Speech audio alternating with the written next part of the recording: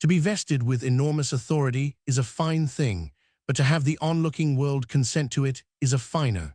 The Tower episode solidified my power and made it impregnable.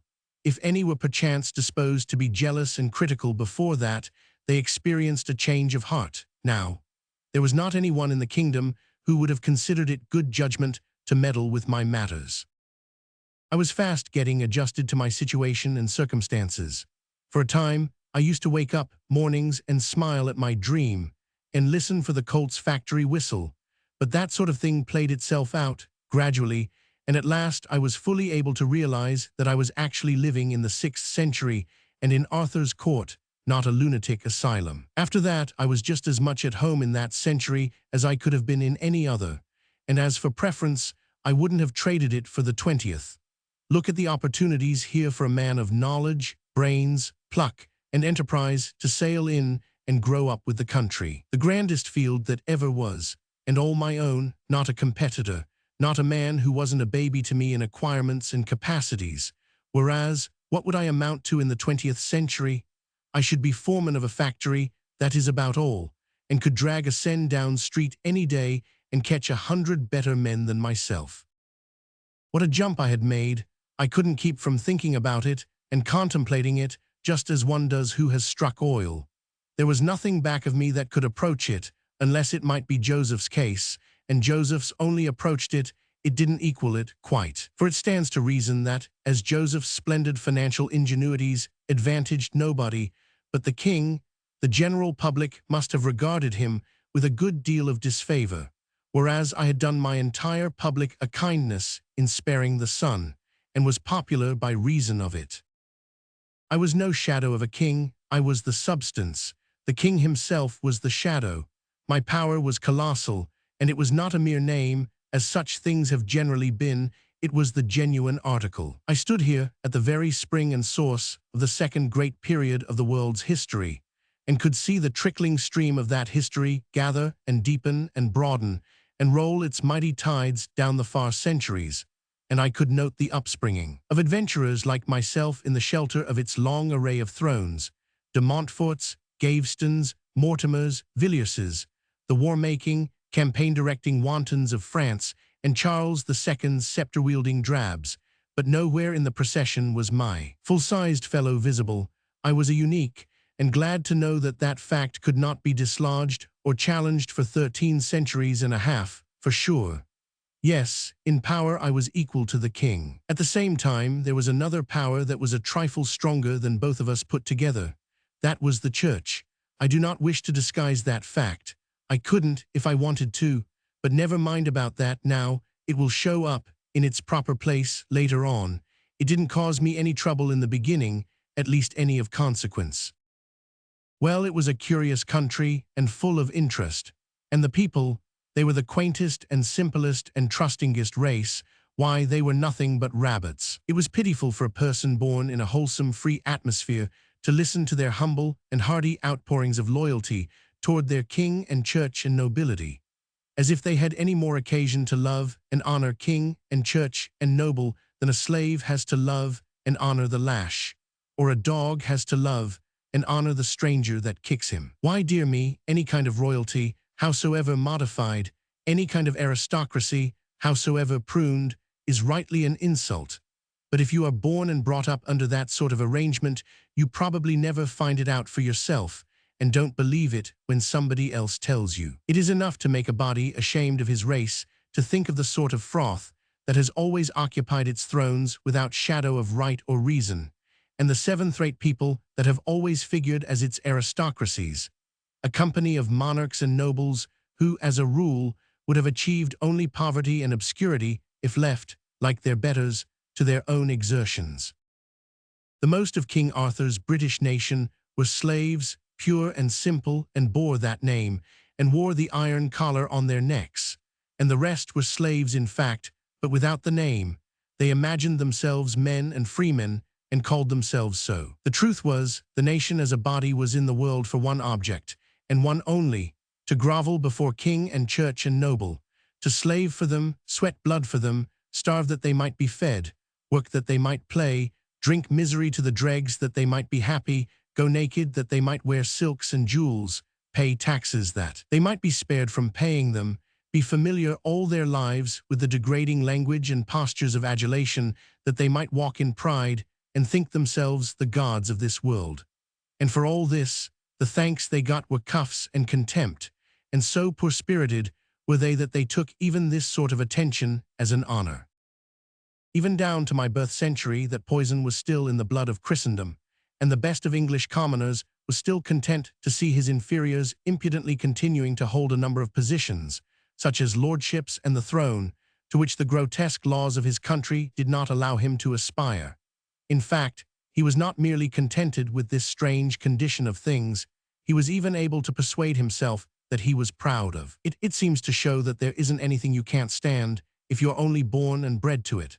Of course, that taint, that reverence for rank and title, had been in our American blood, too, I know that, but when I left America it had disappeared, at least to all intents and purposes. The remnant of it was restricted to the dudes and dudesses. When a disease has worked its way down to that level, it may fairly be said to be out of the system. But to return to my anomalous position in King Arthur's kingdom. Here I was, a giant among pygmies, a man among children, a master intelligence among intellectual moles.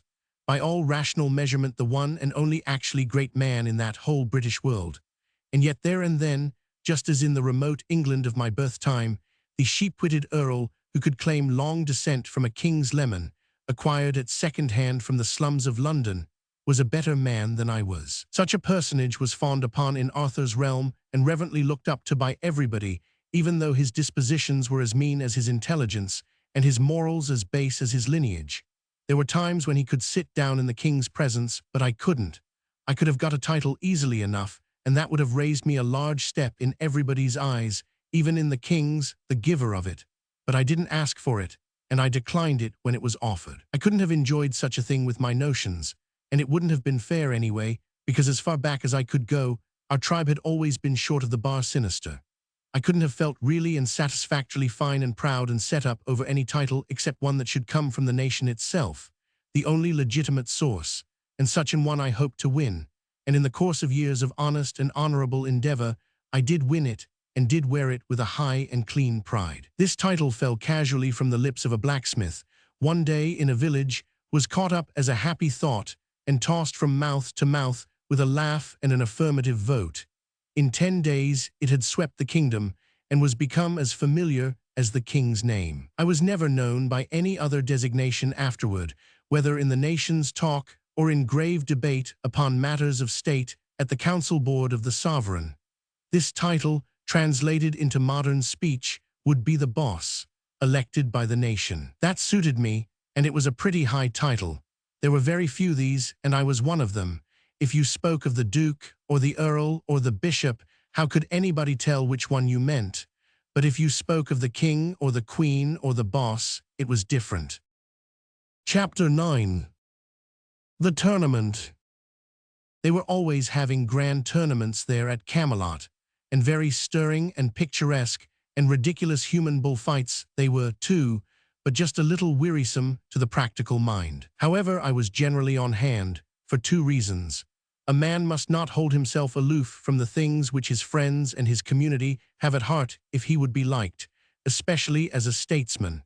And both as businessman and statesman, I wanted to study the tournament and see if I couldn't invent an improvement on it. That reminds me to remark, in passing, that the very first official thing I did in my administration, and it was on the very first day of it, too, was to start a patent office. For I knew that a country without a patent office and good patent laws was just a crab, and couldn't travel any way but sideways or backways. Things ran along, a tournament nearly every week, and now and then the boys used to want me to take a hand, I mean Sir Launcelot and the rest, but I said I would by and by, no hurry yet, and too much government machinery to oil up and set to rights and start a-going.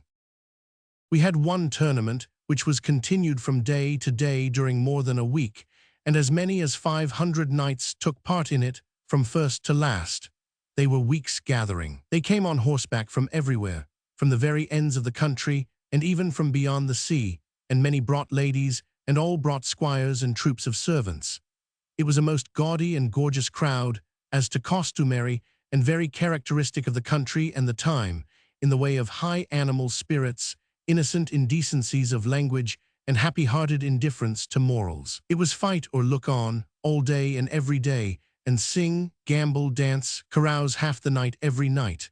They had a most noble good time. You never saw such people. Those banks of beautiful ladies, shining in their barbaric splendors, would see a knight sprawl from his horse in the lists, with a lancer shaft the thickness of your ankle clean through him and the blood spouting. And instead of fainting, they would clap their hands and crowd each other for a better view.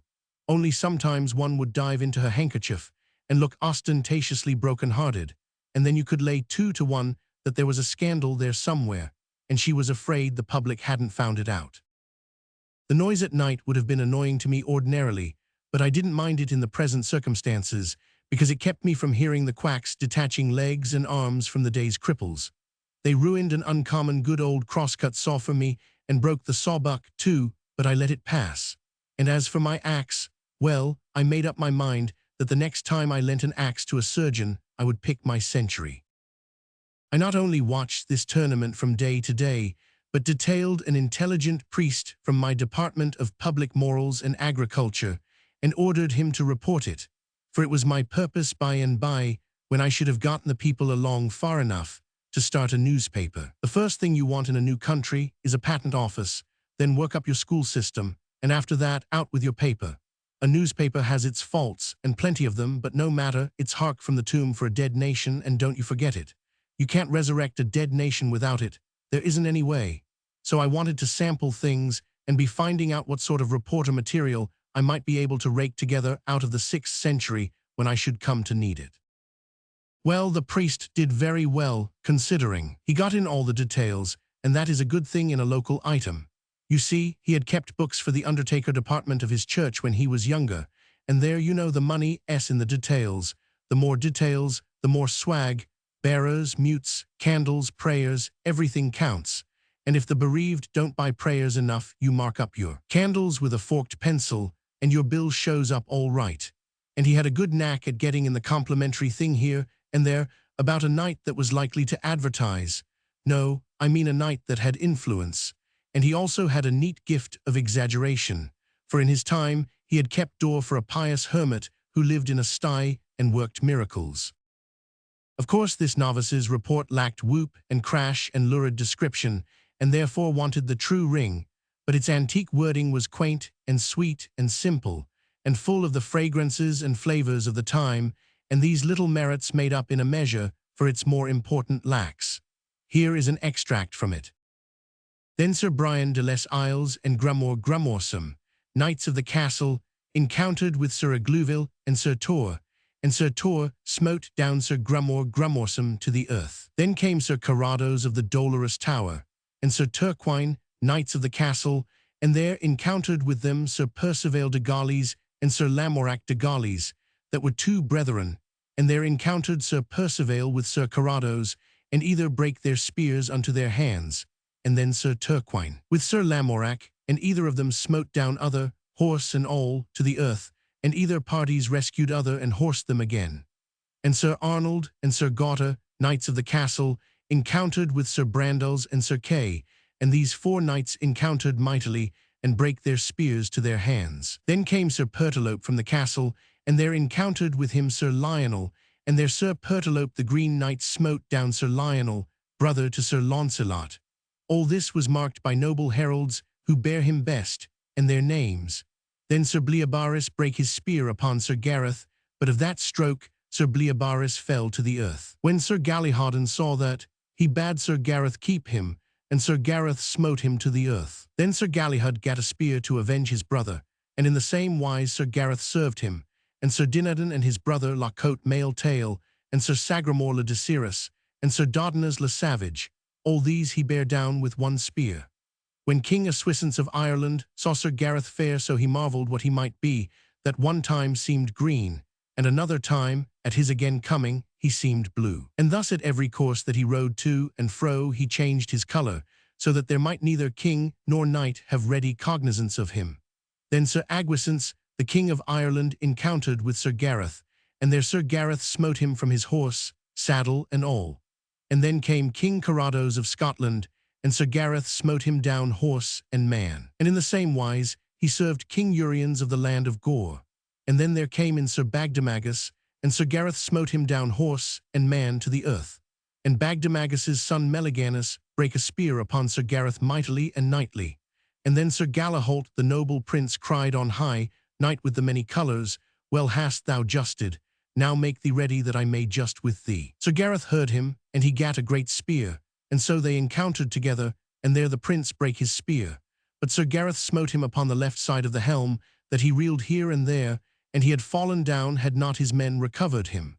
Truly, said King Arthur, that knight with the many colours is a good knight.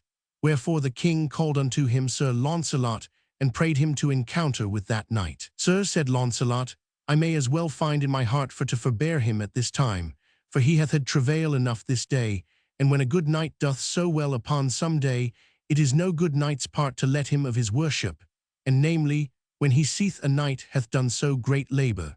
For peradventure, said Sir Launcelot, his quarrel is here this day, and peradventure he is best beloved with this lady of all that be here.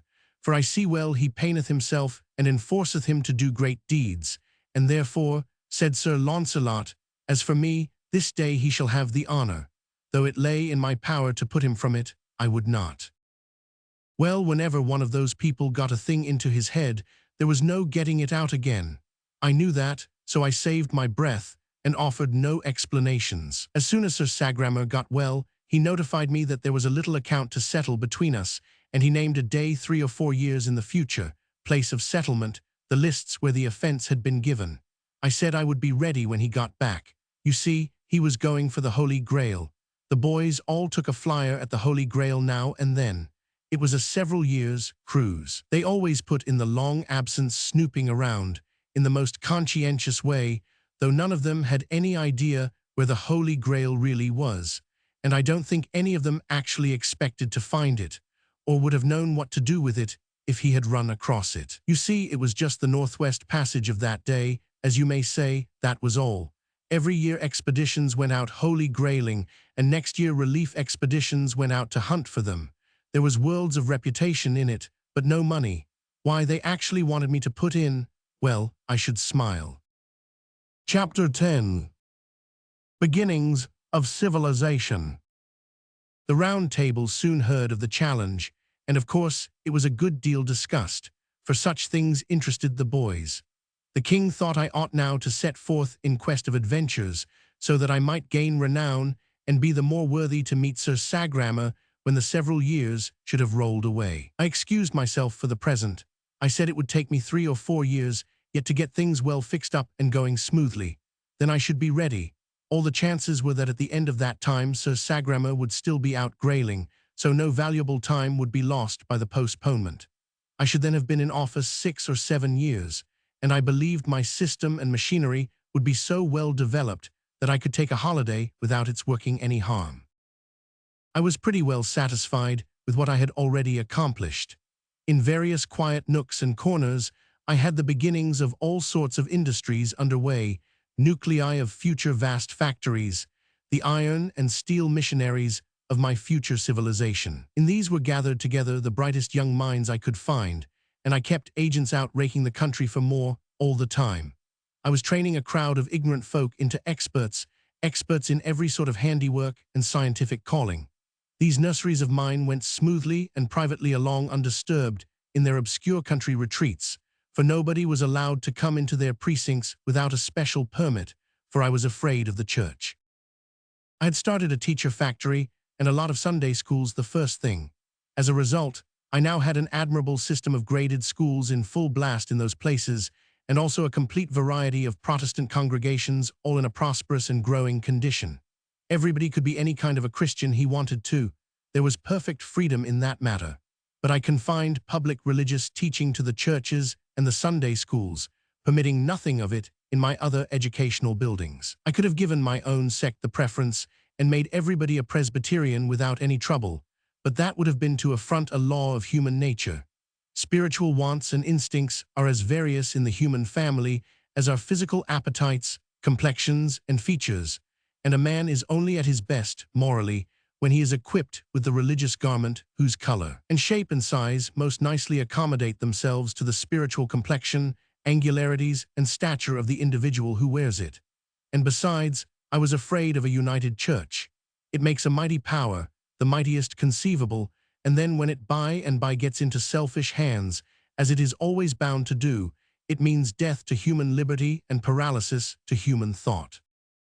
All mines were royal property, and there were a good many of them. They had formerly been worked as savages always work mines, holes grubbed in the earth, and the mineral brought up in sacks of hide by hand at the rate of a ton a day. But I had begun to put the mining on a scientific basis as early as I could. Yes, I had made pretty handsome progress when Sir Sagramor's challenge struck me. 4 years rolled by and then, well, you would never imagine it in the world. Unlimited power is the ideal thing when it is in safe hands. The despotism of heaven is the one absolutely perfect government. An earthly despotism would be the absolutely perfect earthly government if the conditions were the same, namely, the despot the perfectest individual of the human race, and his lease of life perpetual. But as a perishable perfect man must die and leave his despotism in the hands of an imperfect successor, an earthly despotism is not merely a bad form of government, it is the worst form that is possible. My works showed what a despot could do with the resources of a kingdom at his command. Unsuspected by this dark land, I had the civilization of the 19th century booming under its very nose. It was fenced away from the public view, but there it was, a gigantic and unassailable fact, and to be heard from, yet if I lived and had luck. There it was, as sure a fact and as substantial a fact as any serene volcano, standing innocent with its smokeless summit in the blue sky, and giving no sign of the rising hell in its bowels. My schools and churches were children 4 years before. They were grown up now. My shops of that day were vast factories now. Where I had a dozen trained men then, I had 1,000 now. Where I had one brilliant expert then, I had 50 now. I stood with my hand on the cock, so to speak, ready to turn it on and flood the midnight world with light at any moment. But I was not going to do the thing in that sudden way. It was not my policy. The people could not have stood it, and moreover, I should have had the established Roman Catholic Church on my back in a minute. No, I had been going cautiously all the while. I had had confidential agents trickling through the country some time, whose office was to undermine knighthood by imperceptible degrees, and to gnaw a little at this and that and the other superstition, and so prepare the way gradually for a better order of things. I was turning on my light one candle power at a time, and meant to continue to do so. I had scattered some branch schools secretly about the kingdom, and they were doing very well. I meant to work this racket more and more as time wore on, if nothing occurred to fright me. One of my deepest secrets was my West Point, my military academy. I kept that most jealously out of sight, and I did the same with my naval academy, which I had established at a remote seaport. Both were prospering to my satisfaction. Clarence was 22 now, and was my head executive, my right hand. He was a darling, he was equal to anything, there wasn't anything he couldn't turn his hand to. Of late I had been training him for journalism, for the time seemed about right for a start in the newspaper line, nothing big, but just a small weekly for experimental circulation in my civilization nurseries. He took to it like a duck. There was an editor concealed in him, sure. Already he had doubled himself in one way. He talked 6th century and wrote 19th. His journalistic style was climbing steadily. It was already up to the back settlement Alabama mark, and couldn't be told from the editorial output of that region either by matter or flavor. We had another large departure on hand, too. This was a telegraph and a telephone, our first venture in this line. These wires were for private service only as yet, and must be kept private until a riper day should come. We had a gang of men on the road, working mainly by night. They were stringing ground wires. We were afraid to put up poles, for they would attract too much inquiry.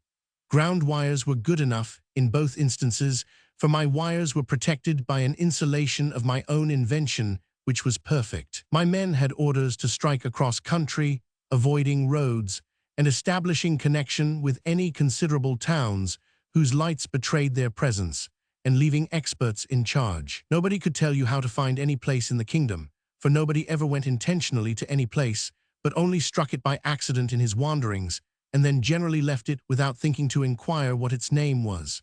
At one time and another, we had sent out topographical expeditions to survey and map the kingdom, but the priests had always interfered and raised trouble. So we had given the thing up. For the present, it would be poor wisdom to antagonize the church. As for the general condition of the country, it was as it had been when I arrived in it, to all intents and purposes. I had made changes, but they were necessarily slight, and they were not noticeable. Thus far, I had not even meddled with taxation, outside of the taxes which provided the royal revenues. I had systematized those, and put the service on an effective and righteous basis. As a result, these revenues were already quadrupled, and yet the burden was so much more equably distributed than before, that all the kingdom felt a sense of relief, and the praises of my administration were hearty and general. Personally, I struck an interruption now, but I did not mind it. It could not have happened at a better time. Earlier it could have annoyed me, but now everything was in good hands and swimming right along. The king had reminded me several times of late that the postponement I had asked for 4 years before had about run out now. It was a hint that I ought to be starting out to seek adventures and get up a reputation of a size to make me worthy of the honor of breaking a lance with Sir Sagramor, who was still out grailing, but was being hunted for by various relief expeditions, and might be found any year now. So you see, I was expecting this interruption. It did not take me by surprise. Chapter 11. The Yankee in Search of Adventures. There never was such a country for wandering liars, and they were of both sexes. Hardly a month went by without one of these tramps arriving, and generally loaded with a tale about some princess or other wanting help to get her out of some faraway castle where she was held in captivity by a lawless scoundrel, usually a giant. Now you would think that the first thing the king would do after listening to such a novelette from an entire stranger would be to ask for credentials, yes, and a pointer or two as to locality of castle, best route to it, and so on. But nobody ever thought of so simple and common sense a thing at that. No, everybody swallowed these people's lies whole and never asked a question of any sort or about anything. Well, one day when I was not around, one of these people came along. It was a she-one this time, and told a tale of the usual pattern. Her mistress was a captive in a vast and gloomy castle, along with 44 other young and beautiful girls, pretty much all of them princesses. They had been languishing in that cruel captivity for 26 years. The masters of the castle were 3 stupendous brothers, each with 4 arms and 1 eye, the eye in the center of the forehead, and as big as a fruit. Sort of fruit not mentioned, their usual slovenliness in statistics. Would you believe it? The king and the whole round table were in raptures over this preposterous opportunity for adventure. Every knight of the table jumped for the chance and begged for it, but to their vexation and chagrin, the king conferred it upon me, who had not asked for it at all. By an effort, I contained my joy when Clarence brought me the news, but he could not contain his. His mouth gushed delight and gratitude in a steady discharge, delight in my good fortune, gratitude to the king for this splendid mark of his favor for me. He could keep neither his legs nor his body still, but pirouetted about the place in an airy ecstasy of happiness. On my side, I could have cursed the kindness that conferred upon me this benefaction, but I kept my vexation under the surface for policy's sake, and did what I could to let on to be glad. Indeed, I said I was glad, and in a way it was true. I was as glad as a person is when he is scalped. Well, one must make the best of things, and not waste time with useless fretting, but get down to business and see what can be done. In all lies there is wheat among the chaff. I must get at the wheat in this case, so I sent for the girl and she came. She was a comely enough creature, and soft and modest, but if signs went for anything, she didn't know as much as a lady's watch. I said, "My dear, have you been questioned as to particulars?" She said she hadn't. Well, I didn't expect you had, but I thought I would ask to make sure. It's the way I've been raised. Now you mustn't take it unkindly if I remind you that as we don't know you, we must go a little slow. You may be all right, of course, and we'll hope that you are, but to take it for granted isn't business. You understand that? I'm obliged to ask you a few questions. Just answer up fair and square, and don't be afraid. Where do you live when you are at home? In the land of Martyr, fair sir. Land of Martyr, I don't remember hearing of it before. Parents living.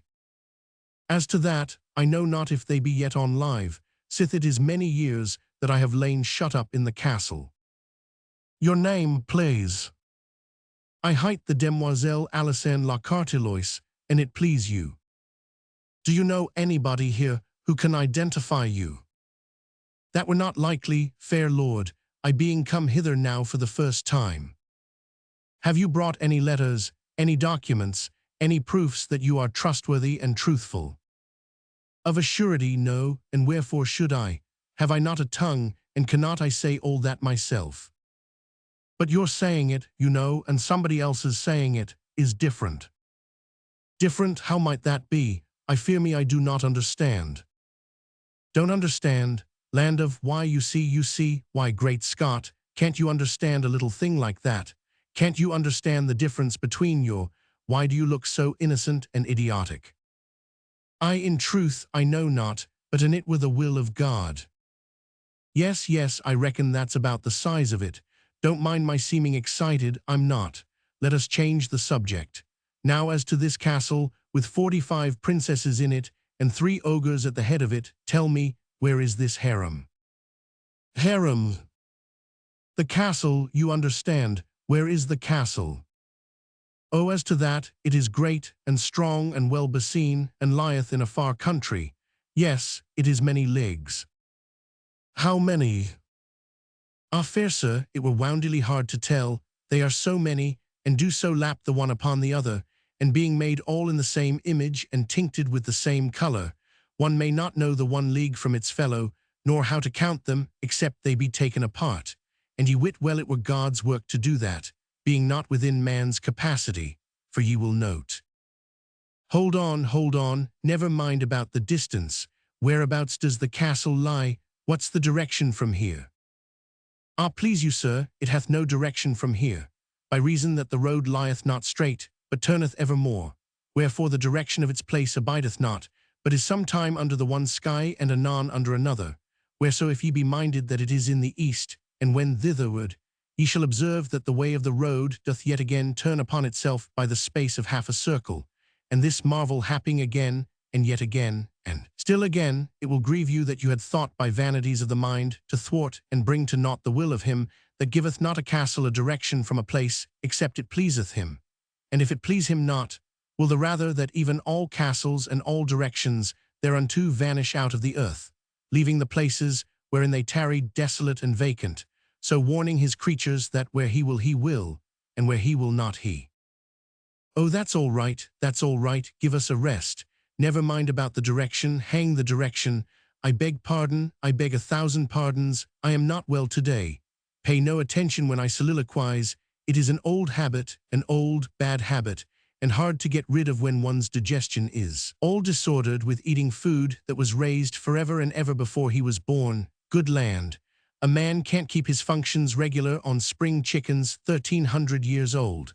But come, never mind about that. Have you got such a thing as a map of that region about you? Now a good map. Is it peradventure that manner of thing which of late the unbelievers have brought from over the great seas, which, being boiled in oil, and an onion and salt added thereto, doth? What a map? What are you talking about? Don't you know what a map is? There, never mind, don't explain, I hate explanations.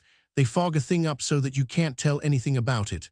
Run along, dear, good day, show her the way, Clarence. Oh well, it was reasonably plain now, why these donkeys didn't prospect these liars for details. It may be that this girl had a fact in her somewhere, but I don't believe you could have sluiced it out with a hydraulic, nor got it with the earlier forms of blasting, even. It was a case for dynamite. Why, she was a perfect ass, and yet the king and his knights had listened to her as if she had been a leaf out of the gospel. It kind of sizes up the whole party. And think of the simple ways of this court. This wandering wench hadn't any more trouble to get access to the king in his palace than she would have had to get into the poorhouse in my day and country. In fact, he was glad to see her, glad to hear her tale. With that adventure of hers to offer, she was as welcome as a corpse is to a coroner. Just as I was ending up these reflections, Clarence came back. I remarked upon the barren result of my efforts with the girl, hadn't got hold of a single point that could help me to find the castle. The youth looked a little surprised, or puzzled, or something, and intimated that he had been wondering to himself what I had wanted to ask the girl all those questions for. "Why, great guns," I said, "don't I want to find the castle, and how else would I go about it?" "La sweet your worship, one may lightly answer that, I ween. She will go with thee, they always do, she will ride with thee." "Ride with me, nonsense." "But of a truth she will ride with thee, thou shalt see." "What, she browse around the hills and scour the woods with me, alone, and I as good as engaged to be married? Why, it's scandalous, think how it would look." My, the dear face that rose before me, the boy was eager to know all about this tender matter. I swore him to secrecy and then whispered her name, Puss Flanagan. He looked disappointed and said he didn't remember the Countess. How natural it was for the little courtier to give her a rank. He asked me where she lived. "In East Har." I came to myself and stopped, a little confused. Then I said, "Never mind now, I'll tell you some time." And might he see her? Would I let him see her some day? It was but a little thing to promise, 1300 years or so, and he so eager, so I said yes. But I sighed, I couldn't help it, and yet there was no sense in sighing, for she wasn't born yet. But that is the way we are made, we don't reason where we feel, we just feel. My expedition was all the talk that day and that night, and the boys were very good to me, and made much of me, and seemed to have forgotten their vexation and disappointment, and come to be as anxious for me to hive those ogres, and set those ripe old virgins loose as if it were themselves that had the contract. Well, they were good children, but just children, that is all. And they gave me no end of points about how to scout for giants, and how to scoop them in, and they told me all sorts of charms against enchantments, and gave me salves and other rubbish to put on my wounds. But it never occurred to one of them to reflect that if I was such a wonderful necromancer as I was pretending to be, I ought not to need salves or instructions or charms against enchantments, and least of all, arms and armor on a foray of any kind, even against fire-spouting dragons, and devils hot from perdition, let alone such poor adversaries as these I was after, these commonplace ogres of the back settlements.